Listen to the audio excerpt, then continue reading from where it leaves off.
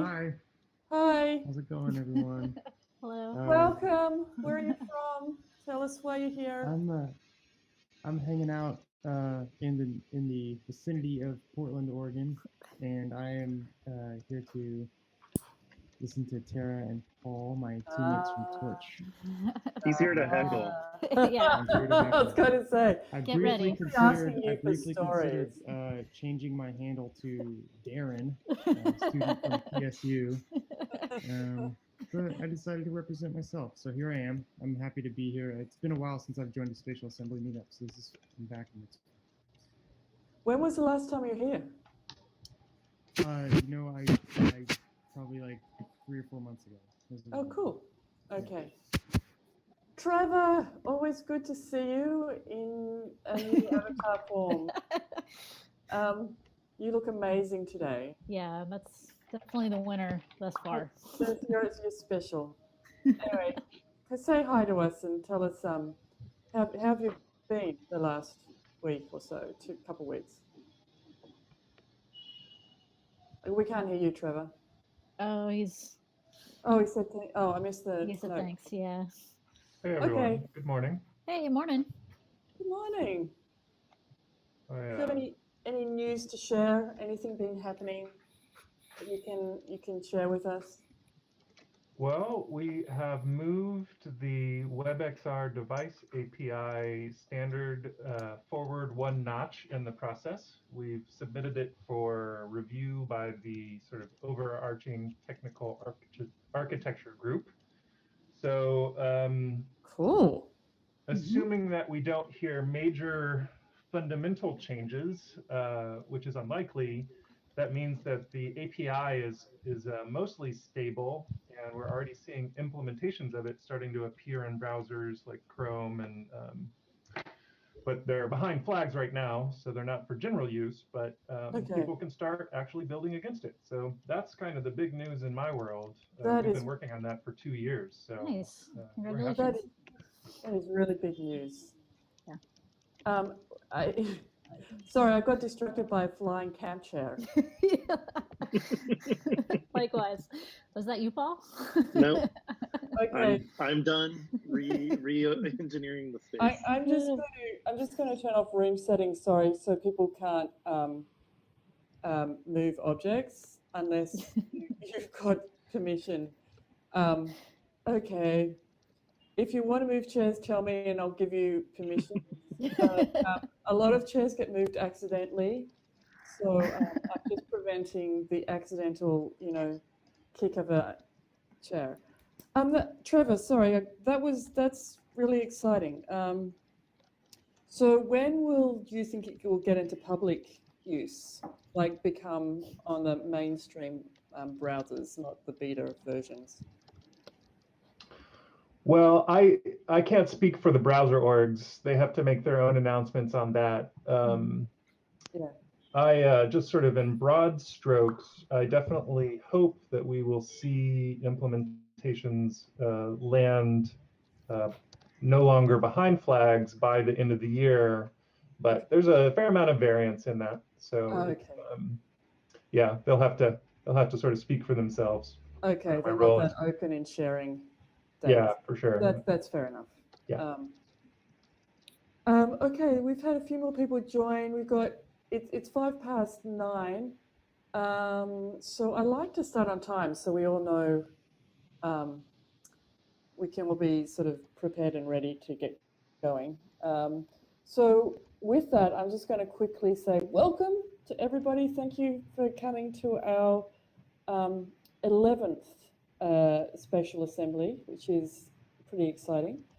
And we have the Torch team, including Darren, no, I mean Keith. So we have Paul, the brave CEO of Torch, who I've known for now a number of years. And in that time, he's proven to still be an awesome guy the whole time. So I'm really excited to sort of dig in today to find out a little bit more about what's been successful, what hasn't been, what can we learn from your experience in AR. And then we have the wonderful Tara. I'm so happy that you have joined us as well. Yay. Hello. Yay, big clap for Tara. Hello, hello. She is the lead designer at Torch, and really taken the experience and the capability of Torch to a whole nother level. And we kind of all looked at her and go, "You're amazing." So we can direct sort of also questions about how to, why,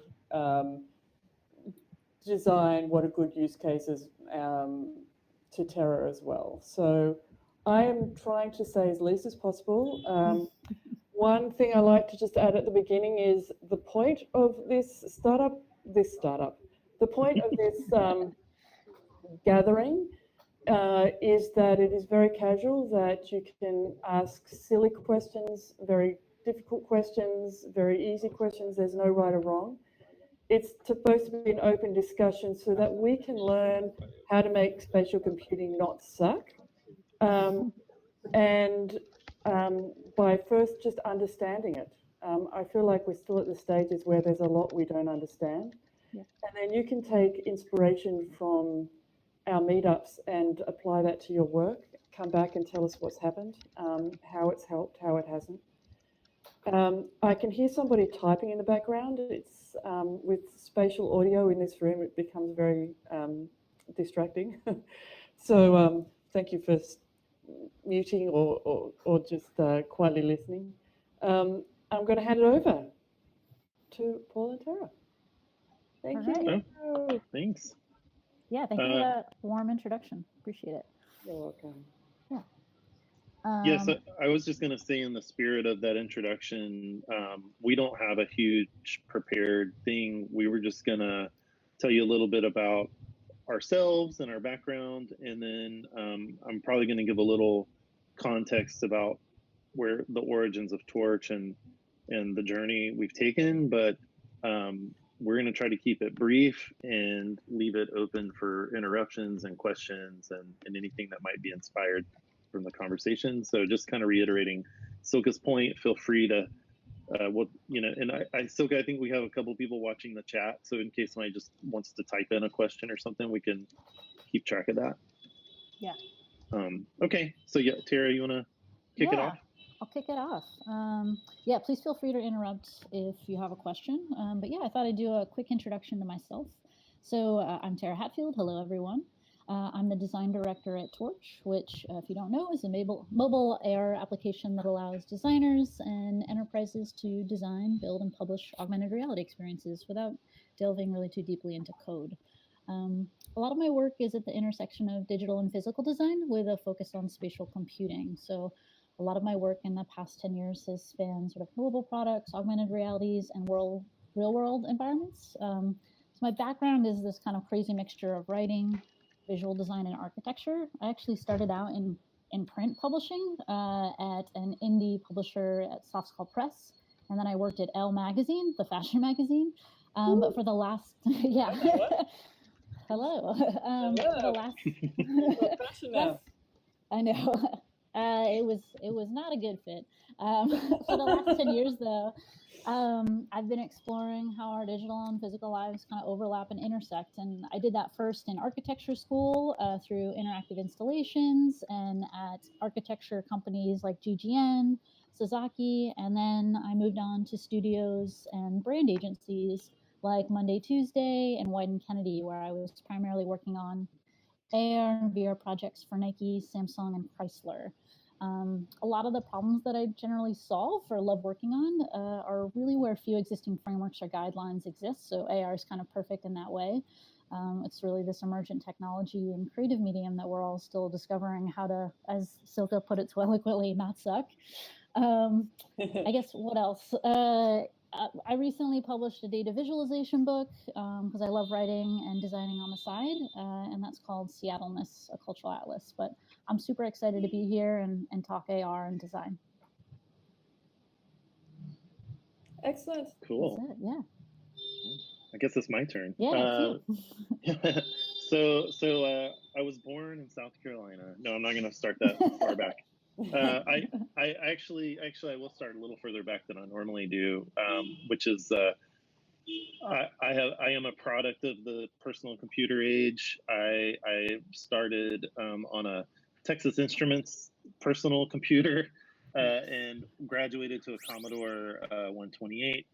Have always been kind of, I didn't realize it at the time as a kid, but I've always been kind of had this intuitive connection to technology. I got really obsessed with graphic design all through high school and most of afterwards. So I had set a goal of becoming a professional graphic designer. As a kid, back when Macintoshes still cost tens of thousands of dollars, people weren't too excited about me touching their expensive Macs. So I wound up running printing presses, and that was kind of my foot in the door into graphic design. But what I really found was my connection. I love design. I love the visual architecture of design, and I find it personally gratifying to build things visually. But what I really came to realize was I really liked interacting with the technology. I had always written software as a hobby, and when the kind of Web 1.0 came out, I got really sucked into this idea of being connected online and building web applications.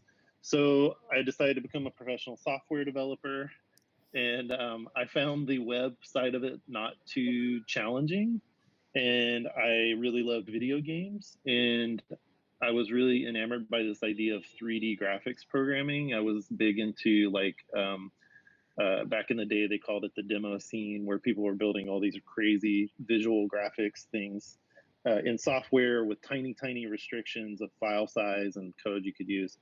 So anyway, I finally figured out, why don't I just make video games? Because that's kind of best of both worlds. It's very visual, it's very technical, it's a very difficult version of software development.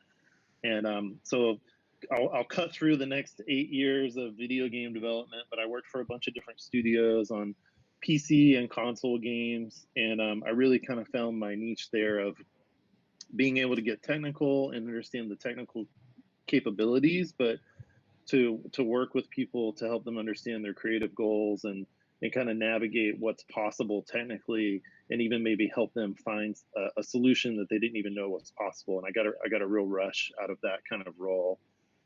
So then I wound up consulting for 7 or 8 years, and that was kind of just to give you some time calibration, that was kind of the iPhone. I'd done a couple BlackBerry apps, and then the iPhone came out in 2007, and me being obviously big into Apple ecosystem, got into mobile development, which got me into augmented reality in around 2012. And I started playing around. For any of you old timers that remember, one of the original augmented reality SDKs was called String for Unity, and it was a very good library actually. And I had dabbled with AR a little bit before that with Flash. There was a thing called the Flash AR Toolkit and Paper Vision, and that was kind of webcam on your computer type stuff. And so when mobile came out and these devices were able to render 3D fairly well, better than they had in the past, still pretty primitive, I really got excited about augmented reality because it was kind of this culmination of my career of software and 3D interaction, but it was this totally unique thing of tying it to the real world. And unfortunately, it was really hard to pitch augmented reality in 2012 as a consultant. So we had a couple projects, but we did a couple things, but nothing major. And then I wound up mostly working in video games and got hooked up with Graham Devine, and we worked on a few projects together, both consulting and a couple independent projects. And Magic Leap came knocking on his door. They knew that gaming was going to be a big part of augmented reality, and so they recruited him in 2013. And he kind of disappeared for a little while, for a few months, and kind of recruited me in. So I joined Magic Leap very early in 2014. I was supposed to be overseeing content creation for this whole new crazy world. And ultimately I found myself gravitating towards building up the developer ecosystem, the SDK. There was not really anyone internally championing this idea of, hey, if this is going to be a full platform supported by third-party developers and creators, we should treat the software development workflow as a product and the tools as a product. And basically, there was no one in the company to say otherwise. They said, it sounds like you should run this stuff. So I got that responsibility. The company obviously grew quite a bit in the time I was there. We raised, the time I was there, we raised 1.4 billion in venture funding. They've gone on to raise another billion since. We grew from around 70 people to 1,000 people. And I really got a lot of, I basically got to live in that world for 2 or 3 years of, let's don't talk about when glasses get here. Glasses are here. What do we do with it? What are the good use cases? And ultimately, that is where the insight came from that has become Torch. There was a couple of moments that really inspired it.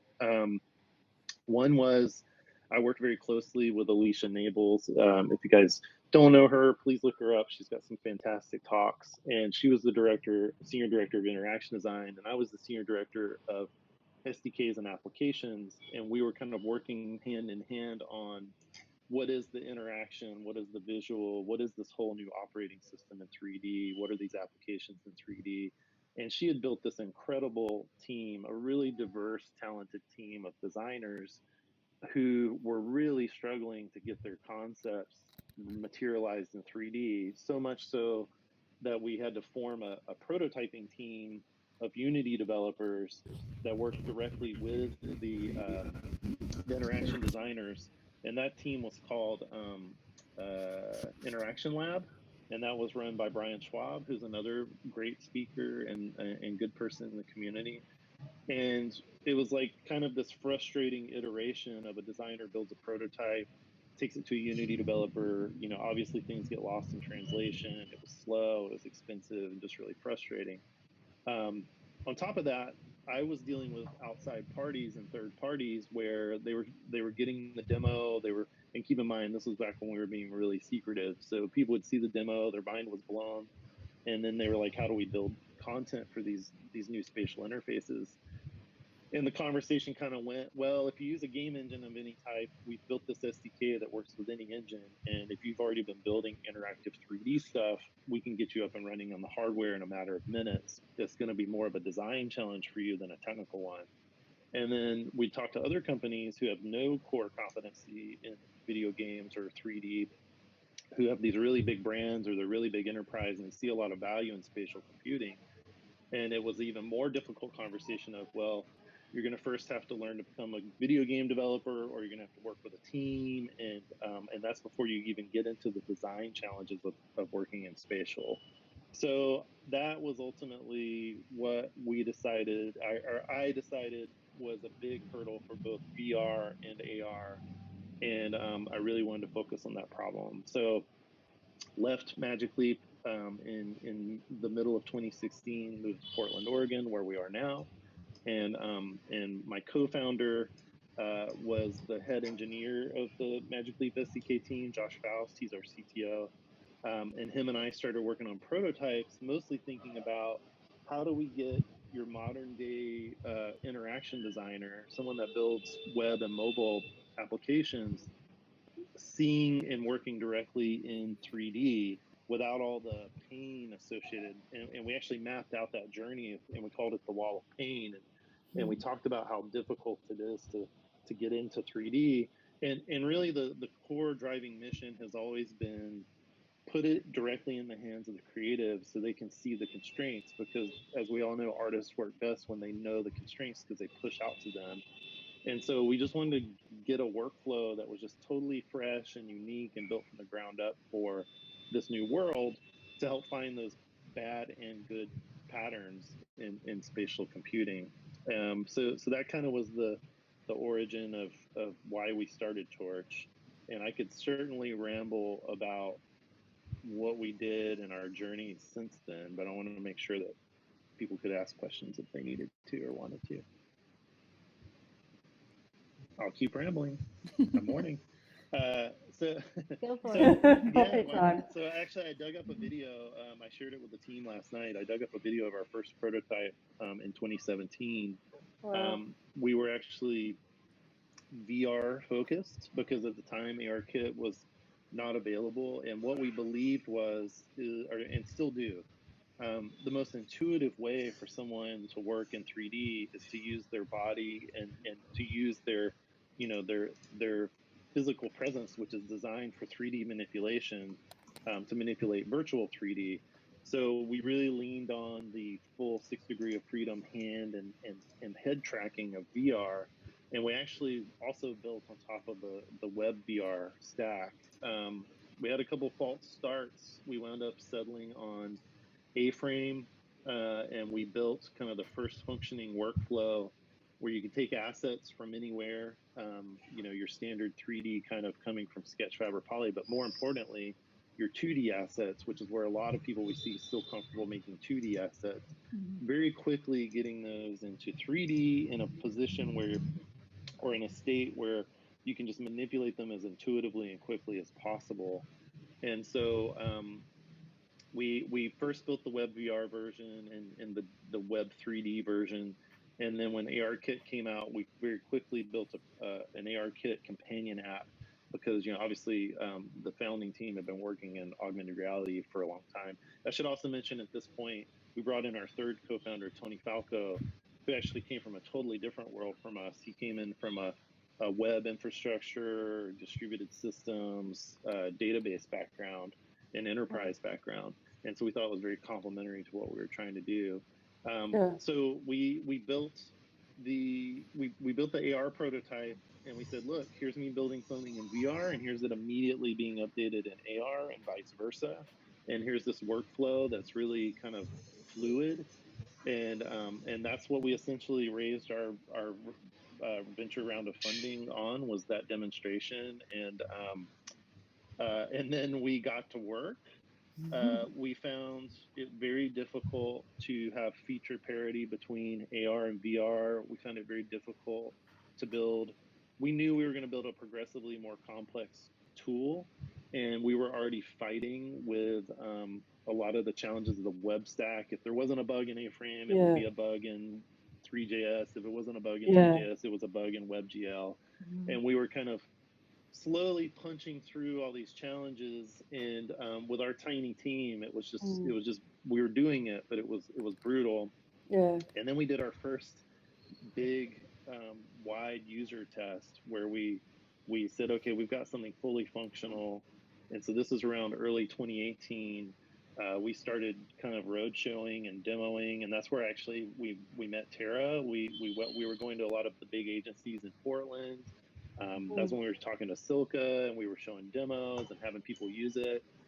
And the very quick feedback we got was for professionals. Keep in mind, our focus is on professional interaction designers and people building digital products who are very busy, have lots of stuff to do. And the overwhelming feedback we got that we just could not ignore was, I don't have a headset, or we only have one headset for 10 people. I don't want to wear this thing for hours per day to get my work done. And the feature of moving between VR and AR in the same project is really cool, but I don't use this enough to value that. And so we had to kind of take a step back and say, okay, it's killing our team. It's taking us forever to roll out functionality when we have to punch through all these layers and make it work on a phone screen in AR and on a desktop browser and in VR.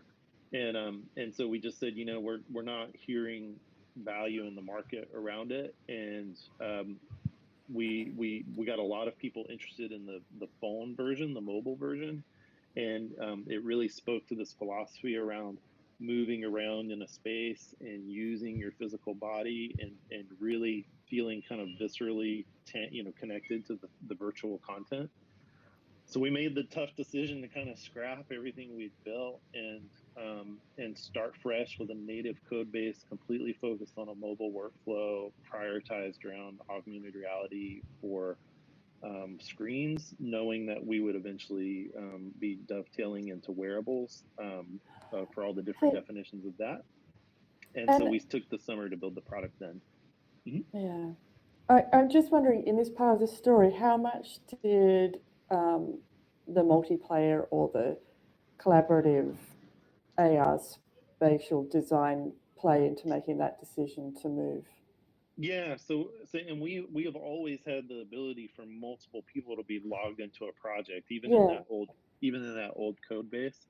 yeah, Um, yeah, I realise that too. But what's the yeah, difference between AR and VR collaborative, and did that play any, like, make it easier for people to collaborate in AR versus VR because of the headset Mm. problem, or I I think don't know. yeah, well, that was a part. We did say, well, you don't all have to have a headset. You can actually manipulate the objects in a desktop view. You can Yep. also go into the AR side.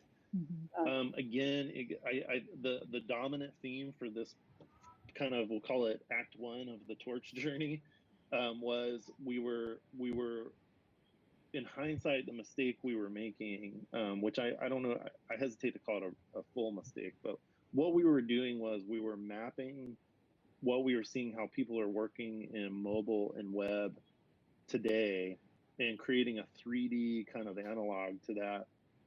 And the problem with it is, with that approach, including this collaborative question, Mm, is those things are valued in a very mature ecosystem. So mm, one thing we focused on, Silka, you know this as good as anyone. The first thing we started off saying is like, look, the way we build mobile apps today is a design team builds a functional prototype and it's visual, and everyone, all the yeah, stakeholders can play with it, and we talk about it and we iterate when it's the cheapest and fastest way to iterate visually. And then once we settle on a final kind of, yes, this is the direction we want to go, that's when we start building it in production. That's a very mature workflow that the whole team is synced around, and they're used to. And so what we said is, we're going to take that concept and apply it. We want people to build professional grade product, consumer quality spatial computing applications and experiences. We're going to give them a production quality kind of prototyping first, design first workflow to match that. The problem is that design first workflow in mobile and desktop has come through evolution, and more people working in the field, and more people, kind of building and creating, and more people on the market, on the consumer side. Hmm. And so what we were doing was kind of working backwards and introducing that concept to a totally wide open field of, like, we don't even really know still Yep. some of the common interaction patterns. Hmm. So yeah, at the time, I would so like, internally, and by the way, we can talk about how we build. We don't have to just talk about the Torch product stuff, but internally we use Figma a lot now, and we've actually ditched a lot of some of the design tools we were using, because Figma has this incredible real-time collaboration component, yeah. and we kind of had that in 3D, but it was 2 years ago, before real, people, the more and more people that are seeing the Figma workflow, where you can build things collaboratively, review things, leave notes. Yeah, That's just now kind of even becoming, standardized on the traditional screen-based side of things. yeah. And so we were introducing collaboration before there was really enough people working full time every day in this new medium as a team. Yep. You start to add those filters. It starts to eliminate a Do you lot of think the people. market's ready now, or do you think it's still way too early? I think I think it's too early. So and that's ultimately what, so we put out our product in October of last year. We're coming up on a year of Yeah. being out there in the public, Mm, and we kept that focus on designers and interaction designers and UX.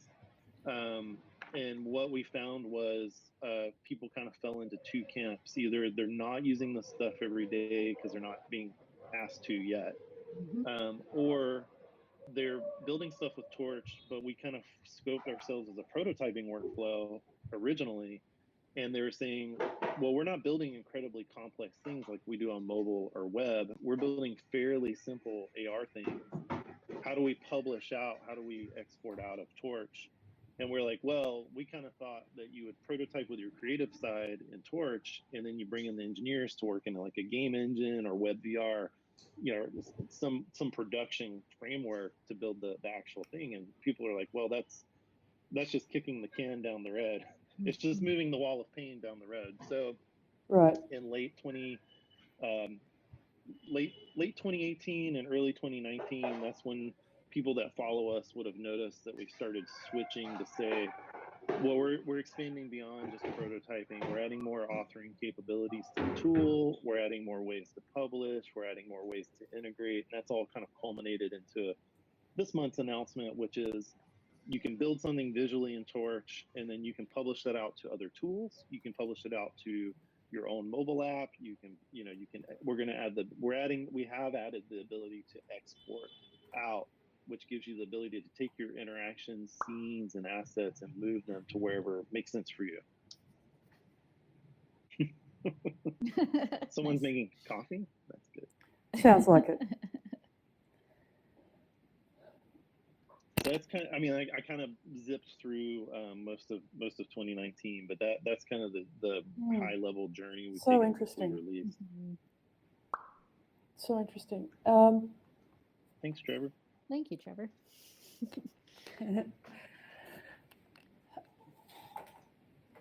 So yeah, I could talk a little bit about that. And Terry, I don't know if you've got something to jump in with. I'd love to hear what Tara has to say about the last year's journey that you've been part of.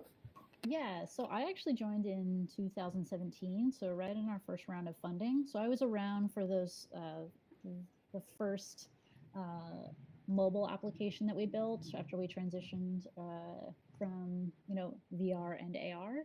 And that first one was really rough. It was definitely a huge learning curve. And I would say even from our product that we released last October, just this in doing usability studies throughout, just understanding that education is just this huge challenge for us, and it's not just how to use the app, what you can do with it. It's a much broader, like on a very basic UX level.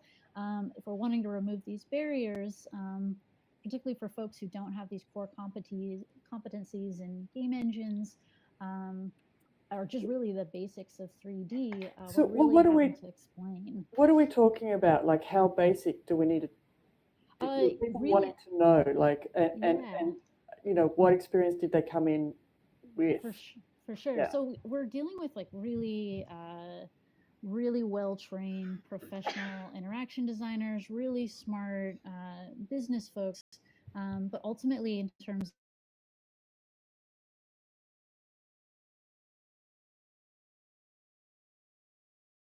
in Z. So like, and what the problem is that there's just this awareness gap. So like, I think it's true of everyone. We don't know what we don't know. And so like a primary example of that would be, for us, setting an anchor is sort of like a crucial step in the user journey. Really like, okay, you've opened up a project. It's really the first thing you do, and it's the first design decision. And ultimately what we found was that it was this really thorny one for folks. Users, your customers didn't know what an anchor was, so they didn't know, what is setting an anchor? What does that mean? So we found that it was creating anxiety, but it also created these huge expectations that something really cool would happen once you set an anchor. And as a result, setting an anchor ended up feeling anticlimactic, and also ended up being the focus of folks instead of looking around them to discover digital content within the environment that we had potentially set up in an onboarding environment. So that's just one example. I think another one is monocular vision. So obviously we're using the mobile camera, which makes it really hard to judge depth. So we just have that age-old parallax problem where folks, they see a sphere, it looks like a circle, so it looks familiar, and they expect it to behave in a similar fashion. So understanding that notion of depth, and that you can have two objects that look like they're at the, basically right next to each other, when in fact one is really huge and 100 meters away, and the other one is really close but really small. So it's just basic facts like that in terms of the sort of basics of 3D. And so also we're dealing with expectations around how we convey that information and how quickly. So obviously we have, we've been sort of fed sort of pop culture around AR, so there's expectations there. But I think really the big challenge is we've had a really sophisticated mobile computing UX, UI standards and principles that have been, really pretty well set for the last 5-10 10 years, and they've really solidified. And obviously in spatial computing, we're in that really sort of hellish and super fun, awkward stage of trying to figure out how Puberty. all that works. Yeah, exactly. And well, maybe toddlers. yeah, exactly. So educating folks not only, what Torch can do, but also providing, introductory digestible content around the basics of AR and 3D design. There's expectations that all this happens within, a few minutes, and that I think a big thing that we found from our usability studies is that even though folks are excited about AR, they have expectations, they're not ready to be immediately immersed in AR from the jump. That was actually something that we learned from our launching last October. We would immediately launch folks into the camera, and we'd had an onboarding project, but really it was confusing for folks. So there's this expectation that we're going to convey a ton of information in a really digestible manner, in a way that is also super familiar.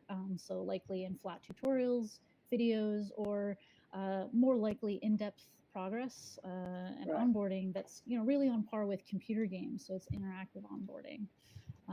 Those are just a few challenges that we're facing, but I think education in general is really captures some of the most challenging issues. What I'm hearing, it's also understanding where the culture's at. So if we don't yet know how to be educated spatially and have tutorials in the space around us, which makes logical sense, because that's not what we're used to. We have to actually put them on the 2D screen and then bring somebody into the 3D world gradually.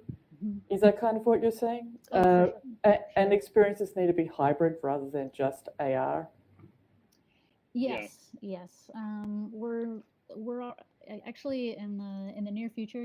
You'll see sort of like a large change to how you enter into the app and how you create a project.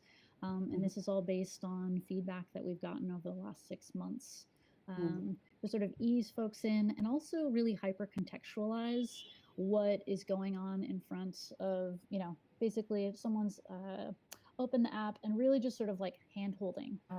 What does contextualize? What things that you need to contextualize the most? What is the one? Sorry, I'm going to open it up. I think we need to get other people to ask questions. I know I'm, fascinated with this area. I'm getting carried away, I realize. So, well, I can answer that. This will be my last question. Yeah. Think about questions. Yeah. I think an example of contextualizing and understanding, does that happen on the 2D screen or in spatial UI? An example for that for us, someone's in traffic. We're in New York right now. Example of that is that actually folks will also see in the near future. We're experimenting with auto anchor. So again, those issues around deciding on where to, basically pin your project within the world. We're looking at contextualizing information around ARKit. So, folks, when they're trying to find feature points and planes, or ARKit is, giving folks contextual feedback about, okay, the room seems to be too dark, or surfaces don't seem to have enough contrast, right? Or you're moving your phone too fast. Super simple, but incredibly effective, particularly for easing folks into the camera. But all of that is happening for us on the 2D screen. But in terms of getting folks some more digestible information about what the anchor is and what it does and how you can actually update its location, we'll be using 3D UI, so spatial UI that is tappable. So if folks have used our products, it'd be similar to the Gizmo, which is has a spatial UI component that allows you to change the Gizmo, from rotate to translate and whatnot. I think another example of contextualizing is when you're not in the camera, really allowing people to focus on one thing. Really, just sort of like, okay, I'm editing the name of my project, something as simple as that, right? Just like really focusing. And we're trying to do that more with our with our in-camera, design tools as well, where it's, really not trying to go full wizard or WYSIWYG, but really just focusing folks on what they're doing at that moment and helping them. Yeah. Yeah, I would add to that these are the challenges of putting a product out there and having someone kind of self-service themselves into it when they really have very little, especially the particular market that we've always spoken to are people that aren't experienced in this. So they don't even, like Tara described, the anxiety of setting an anchor point. I can't tell you how many support requests we had to field before we realized that the user that was having trouble setting an anchor was doing it in a completely dark room. Yep. And they just, they don't even think about, well, my camera needs to be able to see the room to be able to anchor. So, but what gives us kind of, what drives us to know that this is something that can be overcome is we've also done a lot of in-person education. So we do workshops. Oh, cool. I think Trevor's been to a workshop in Portland before. So we get really hands-on. We walk people through, and it's pretty incredible to watch. This is just a general product comment in general, but like someone's tolerance and open-mindedness when they are being guided by a person live that's trying to help them get as productive as quickly as possible. It's so different from when I'm sitting at home alone. I've downloaded this app. I'm just trying it out. I want to see what it does. There,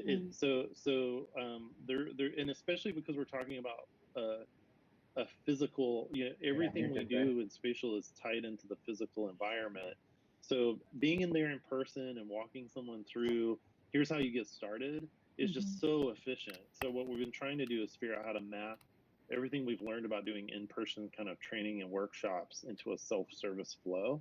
And it's just really hard. I mean, just because there's so much education. Yeah. There was a question about Android. Android, yeah. Android. Creating is messy. It certainly is. Android. So we have always.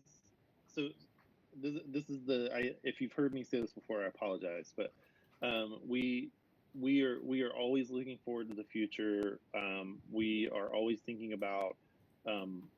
We're agnostic to to any engine. We're agnostic to operating systems. We're even agnostic to screen-based versus wearable UX. It's something we've architected the whole company and product around is moving forward. The unfortunate reality is that we are still a very small team. In fact, the entire Torch design team is in this meeting We're right here. now. Hello. No, you're just wanting Apple to buy you. No, I'm joking. Just being controversial. Actually, the big advantage for us is we are cross-platform. So So the challenges on Android is less of a technical one. I'm sure if our CTO Josh heard me say that, he'd roll his eyes. But it's an issue of not all these devices support AR very well, so we would have to limit it to probably a subset of devices. Just as an example, probably a Pixel and a Galaxy device set. And the amount of work it would take to get the creation side of Torch up and running on Android would just completely soak the team and keep us from being able to iterate forward on all the stuff we're working on. So the creation side of Android is a difficult, sticky wicket.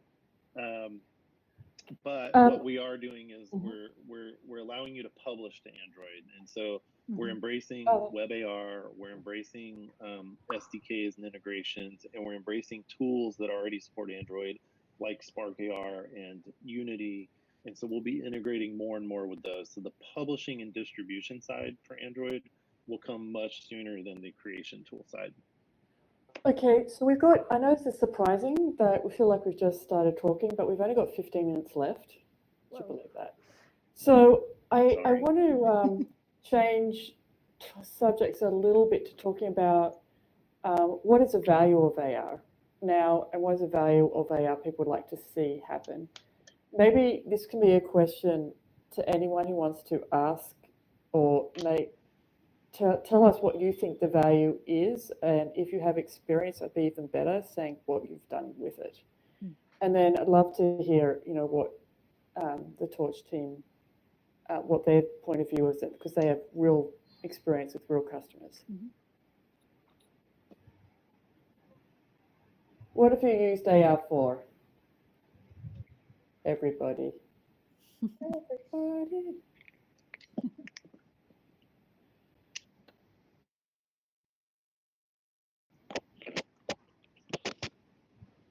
You can type if you don't want to talk. Okay. Hardware engineer, I guess a chipset would make this faster. And also my desk and room. So is AR just fun right now? Which is fine. Seems to be Oh, where a lot of revenue generation is coming from in terms of social AR, right? Yep. You see the Yep. success of Doodle Lens and Snap. Good point. Yep. Very good point. One thing Tara and I were talking about yesterday that I think is pretty interesting is that, I mean, I guess there are a couple things. One is that it seems that the success, we were talking about Doodle Lens and how it seems to be blowing Twitter straight to smithereens. It's all over the place. But then like comparing it to something like Torch, it's not incredibly complex, right? The idea is simple enough that people can pick it up and they understand what to do with it, and it gives them a little bit of joy, which is why I think we're seeing so much traction around it on social media. And the same thing's true with something like Snapchat, face filters and Instagram filters and stuff like that. It's really clear what the use case is, and that's just to communicate with other people. And in our, like, where we've seen tremendous success and makes a lot of sense to me is with something on the other end of the spectrum, which is looking away from the face at factory floor and trying to imagine what a 10-meter wide by 4-meter deep piece of heavy machinery is going to do to the layout of your factory floor. It's something that we can't pick up in our hands. It's something that we can't just like bring to a conference booth and show off. It's something that needs to be visualized to be fully understood. It needs to be visualized at scale. And that's something that I think I've seen work out really well. It's clear like why it's necessary. It's clear what the benefit is. And it turns something that is very cumbersome or heavyweight into something that can be transported and demonstrated all over the place. The second thing that I think the fact that we're still, I mean, I guess, Magic Leap and Nreal are making, and HoloLens are pushing on that. But at least in the mobile AR world, we are still bound to the device with at least one hand. If you're using an iPad, then it's probably two hands when you're actually either designing or experiencing. So routine tasks like daily use cases that will be, I think, very important and very effective in transforming the way we interact with the world around us require two hands. And once we see that kind of next leap in sort of head-mounted display is when I think the next massive wave, like cultural wave of use cases will just be like the same thing as Doodle Lens. We're like, oh, it's totally obvious. But it's something that we've found is that if there's not a use case, if you provide someone with an AR experience, it could be really cool, it could be gimmicky, it could be tricky, but if they don't understand what to do with it right away, then it's not very useful and not very engaging. And that's my well said. 2-minute board. Yeah, that's great. Thank you. Product visualization. Silke, you had a question around wayfinding, I believe? Yes, Okay, yes. cool. How Yeah. much, percentage of what people use Torch for, how much is navigation part of it? Yeah, I think we're seeing a lot of enterprise use cases, and Paul can maybe speak more directly to this. But in terms of turn-by-turn navigation, we're still a ways away. But in terms of general navigation, particularly, I think what we're seeing is folks that own sports teams, sports media, entertainment, retail. There's definitely a big interest around that. Paul, do What, you have? navigating people around a store or? Yeah, or navigating people around a stadium, right? Mhm. And we've actually worked with a few folks on some use cases as well. We actually, I believe, just published a blog post around the 5 things you can do, with Torch, and I believe wayfinding, navigation was one of them. Paul, do you have any thoughts around that? Maybe not. He looks very. I wonder if he's Oh, maybe frozen. did he lose? Yeah, let's see. Paul, you may have to refresh. You thanks, NK Pio. Oh, thank you. Okay. Okay, cool. No problem. So it is. It's 8 to 10. So we're not quite hit 10. We'll keep going. It's kind of like last question time. So if there's something that you really want to ask or really want to even just comment on about the AR app development, then please do. Paul's back. Paul? Hi, sorry. No problem. I should have known better than tried to switch my audio in the middle of this. Yeah, it's always the audio. So here's the thing. We spend a lot of time. We've already described. We spend a lot of time educating people.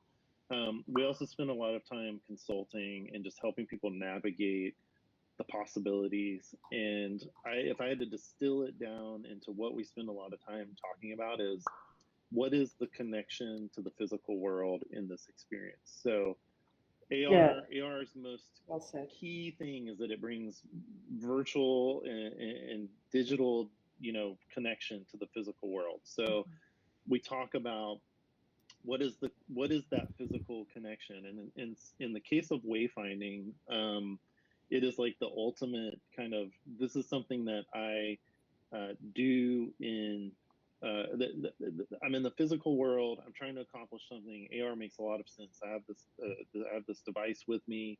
It knows where it is, and it can create digital interactions. As an example, just this morning, I saw this designer on LinkedIn post. They did a spec project for a brewery, and they went to this brewery, and they said one of their biggest problems they observed was their ability to give guided tours to people. And so he was inspired by this problem and chose to use augmented reality as a solution. And what I expected he would build would be a self-guided walking tour through the physical space. And instead he built a booklet, and the booklet was the tour, and each page was tracked, and so it was and his work was polished and beautiful. But in that, like, if you took it back to that question, what's the physical connection? Well, he took a problem that was rooted in a physical space, a very specific location, but then his solution was the physical connection, and his solution was the book. And so while it was cool and it looked nice, I made the comment, like, did you think about wayfinding? Because that would actually let someone walk through the physical environment. And I just think it's helping people navigate. Sure, doing a tour with a book and image tracking is a great way to have a location agnostic tour, like if somebody wanted to take it home with them and be able to do it elsewhere. But is that really the problem that's being solved in that example? So yeah, like we have to, if there's not a physical connection, that's almost is it even worth doing an AR? And then just because it has a physical connection doesn't mean it's valuable. And so helping people, we've told people, we've had companies come to us and say, can we use augmented reality to solve this problem? And we've come back to them and said, actually, I don't think augmented reality is a good way to go for this. It's not a magic solution. That's awesome. So 5 more minutes. Tell us, what are the plans for Torch? What are the next things we're going to see come? What do you want to see happen in the industry, hardware, software, business models? So what's next is we're really focusing on the publish side of things, which we announced last week. We introduced a web app, which lets you log into your Torch account. For everyone, you can copy your projects, manipulate your projects, but that is how you'll be able to export out. We announced our SDKs. So right now you can build something in Torch, export that out as a binary that gets loaded into Scene Kit at runtime, and it's fully manipulable, and you can put code hooks into it. WebAR is very high on our list, and so I would expect availability of that in September. So basically, you can export to WebAR. We would host that for you, but you could, and we're doing it as a obviously we're using our partners at Eighth Wall for the computer vision side of that, Right. and more and more integrations. We have an export to Spark as a proof that we can take our tool and the scenes and interactions and assets you use in Torch. You can migrate those to a tool for a more specialized purpose. We have some interesting ideas around a Unity integration.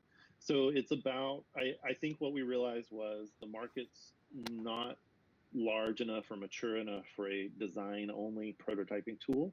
And in kind of the like I called it kind of this I'm going to coin this term, kind of act one of Torch was we mapped out the wall of pain for people to even work in 3D. And now what we've come to realize is there's a whole second wall of pain around distributing in 3D, because the current ecosystem's still nascent and fragmented. You know, if you want to publish to Instagram, you've got to use Facebook's tool. If you want to publish to Snapchat, you got to use Snap's tool. If you want to put it in your mobile app, the choices are limited. If you want to build a standalone app, you could use Unity. So like and if you want to go WebAR, maybe Sumerian. So it's just this. If you think about, we're in this really interesting problem of we've got to educate people, we've got to get people excited about the good use cases. But even if we accomplish that, they're getting all this friction around, oh, what tool do I choose? Who do I even know that knows how to use Sumerian, or who, so what I would like to see is this, we are definitely seeing a trend of real world use cases, companies recognizing value and ready to invest in building these things. But I'd like to see us promote good use cases more. I've started to see a trend. I've seen it for the past couple of years, but I'm seeing it more and more where people are getting bolder about calling out these kind of faked videos where it's like not really AR, it's like something that was built in After Effects, and it's not realistic. And so we've always been super sensitive to that. Everything we show is always recorded through the device. That was kind of burned in me from my Magic Leap experience. And so hyping up good use cases, really getting people to understand what's possible, and I think that's what we need. I think that's that crossing the chasm moment we need to have. Hardware wise, I think I love that we're probably getting depth sensors on mobile phones, and that the headsets will continue to iterate. But quite frankly, we've got a lot of devices out in the wild right now that are capable, and I would love to see us try to like extract the value out of those before we, like even the new Apple stuff that's coming out this month, the iOS 13, that's only going to run on certain devices, and not everyone's going to update. And so just figuring out the highest value, lowest common denominator AR use cases is what we should be really all focusing on right now, I think. Yes. Sorry. Bye, Trevor. Bye, Trevor. So kind of what you're saying, even as glasses are coming out and getting announced, we're going to be needing to develop for mobile AR for quite a while yet. Yes, there'll be this huge transition window, years, yeah. And mobile AR does have uses that headsets don't, like proximity, for instance. You can move your phone close to something where you wouldn't move your head close to something. And there are advantages and disadvantages of both. So that makes total sense. I think also something that you haven't mentioned or emphasized is the fact how easy it is to bring all the different types of assets into Torch and export them, and that solving that flow that you began to say right at the beginning of the conversation, that is such an unsexy thing to talk about, but it is so important, and so at the end of the day, incredibly valuable that you have spent that time and effort and energy into the unsexy part of this whole process, Yeah. which makes some of the biggest, most loved, and most loyal fans of Torches. That's part of what you do, and I think not everyone's quite understood that like you have with the SDK and Magic Leap background you have, Paul. Yeah, I mean, I can talk briefly about. I mean, We the kind of let's yeah. just Go let ahead. everyone. Thanks everyone for coming. Thank you. Stick around. We're going to the next 15 minutes is just it's really about everyone just hanging out. Can draw. I'll give everyone permissions to draw, pin, room settings. Everything's got back on. Create a disco ball, dance. Come and chat to other people. It's kind of a chill time for the next half hour to talk shop and light a campfire or explode things. Yeah, Thank you, Paul, keep going. Yeah. Well, the asset. So out of all that stuff we've done, and tried and ditched and started over, the one consistent thing we've always done is asset processing. Getting Yeah. And what we mean by that is, so our when Josh and I first started kind of prototyping the idea for Torch, the idea was, how do we get a traditional designer who's very comfortable in, say, Illustrator? How Yeah. how can you even get a vector image into 3D? Yeah. And like with using existing tools, and so like if even if you look at Unity and you bring in a 2D asset into Unity, getting that mapped onto a plane that is upright and looking the way you would just intuitively expect it to Yeah. is very difficult. And so and plus it's just like, oh, what now I want to make a 3D model. What file format do I use to, like, what does my tool, what can I use? What if I find a model online at some random place and I want to use it, and I have the license to do so? And so And then so yeah. the asset processor was all about, we kind of, back in the day we called it the Mr. Fusion. Like, you throw in whatever garbage you want into it and we will give it our level best to make that appear in 3D. I like And we that. yeah, and that's still true today.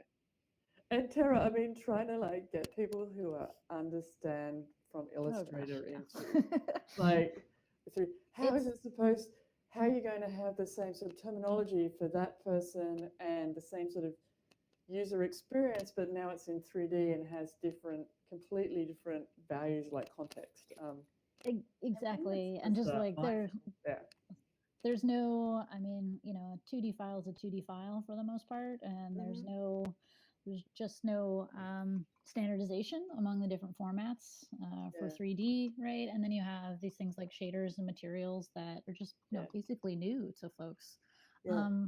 So we are seeing a lot of people, particularly designers. There are more and more resources, like basically this one 3D for designers, where it's we see designers more and more getting at least their feet wet into 3D using Cinema 4D or even Blender, particularly with Yeah. their new interface refresh. Yeah. Yeah. There's just a little bit more openness, and so we're just slowly starting to see that. Um, but ultimately, it is a huge challenge, and we haven't solved it yet. I think the Mr. Fusion tactic is one that that I really enjoy and appreciate, because we do have folks that don't necessarily know that an OBJ isn't, it can't be it's not animated, right? It's not an FBX. Yeah. And so it's just a slow learning process, and I think the more that we can do to educate, the better. But even so, I think we're seeing a lot of people utilize Sketchfab, Google Poly, right? Or they're bringing in company assets, so they're not necessarily, uh, you know, involved in that end-to-end workflow for the designers that are designing interfaces or experimenting in AR. Some of them are really just leveraging 2D assets, right? and there's a tremendous benefit that we've seen for folks just prototyping experiences. Hmm. I would say one thing that I'm like excited about, and plus one to all of Paul's comments, is something that we're working on. And I think Keith left, but sort of kudos to him. You know, we're We really can just talk about him now. okay, excellent. Yeah, that's great. Yeah. So Keith is our product designer, and you know the design team. He's fantastic. But Yeah. he got really interested in developing patterns for responsive AR content. You know that basically account for a viewer ergonomics and for different spatial contexts. So what is that relationship between the camera, which is ostensibly just the third eye of of the viewer, and content, right? And so we have all this notion of breakpoints for web. We don't just scale down a menu, right? There's this notion of the hamburger now, and so like in trying to push the quality of content and experience forward, we're doing experimentation in terms of trying to develop a framework around responsive AR design content and providing templates for folks. So I'm excited to see that work get pushed forward in the next several months. And also, if that piques folks' interest, Keith is going to be speaking at AWE in Munich in October. So if you happen to be in Germany, but I believe that that will be that talk will be online, and we're doing a series of blog posts as well as we sort of experiment and figure this out. That's just excellent work that you're doing. I mean, it's so needed in the industry. So if you want to send us links to promote in the YouTube recording of this or online, just send them straight through, and I'll do it. That'd be fantastic. Thank you. Industry. Yeah. What are you up to, Silke? Well, in October I will be at Grace Hopper, so speaking there, so it'll be I'll wave to you. So for anyone else who doesn't know, Grace Hopper is the biggest women's tech conference, and a lot of people go. I've never been myself. This is my first time, but I'm a bit excited. So what am I? I'm working in spatial computing. I head of emerging design at Adobe. So I advise on different projects, including Aero, and really interested in how. So what you've talked about in the education side of trying to get people into it, I've been thinking a lot about as well. For the last 10 years. But I've always said I think the interaction side, the not just like applying behaviors, but applying motion and interactions to objects is like a part that is missing in the tool set. So I'm looking at that right now. That's probably all I can say. Okay, that's so exciting. Yeah. It's I definitely can see the interest. It's obvious that the interest in enterprise in AR is the strongest economically right now. And I think in 5 years or so that might flip to be more about flip as in the size of AR as a legitimate communication tool. Like the Figmas and the messaging and the video. No, really, probably better analogy is the video chat. We're better in AR, For sure. but we've still got a lot of many versions to go through in hardware and software to get to that point still. But at that point, then it will be bigger than I think enterprise applications. But yeah, it's I've been in this 10 years, and it culturally, I used to say I focused more on the timing of the market. Now I'm focused more on the cultural timing of the hardware evolutions and software features being created. Now I feel I'm focusing more on the cultural shifts, and Mm-hmm. I'm putting my ear to the ground more that way, Mm-hmm. just like see how a design is feeling and changing, where and enterprises and business leaders, and I think the general public, um, where we're kind of sped up now in the hardware and software to a point, but we've still got like the culture and the understanding of the value of this is way behind. Oh, for Um, sure. Yep. and I Mhm. think I'm looking for a shift there as a Mhm. sign, as Mhm. a tipping point. What do you think of that? Does that make sense? Oh, for sure. Yeah, I think it's for me. It's really interesting, and I've given talks to at University of Oregon's Architecture School of Architecture, and it's these are folks that are really well versed in 3D and spatial environments, but this idea of spatial computing and augmented reality is super new, and Yeah. even just defining the difference between AR and VR. Yeah. I'll ask for someone to raise their hand and be brave, Yeah, and they do. just no one No. no Yeah. one wants to raise their hands, and Yeah. just the fact that the first instance that people generally come across AR is camera filters, right? So Yeah. social AR, and I think Snap's definitely pushing that with I forget what it's Yeah. called, but it's basically like they're animating buildings, right? So like they're Lovely. basically filters for Landmarks. the landmarks, yeah, which Yeah. is Landmarks really is new. cool. As Yeah. an architect, I'm just So like, this is cool. amazing. Yeah. But just what does that do for the culture in terms of the significance of AR and what does Yeah, it? I talked to some people from Snap about that, Mhm. and and I kind of agreed that in their point that if we get people to just have fun with it, to Yeah. know that they're showing somebody else to use it, Mhm. and that person then starts to build it into an application, and other people like it.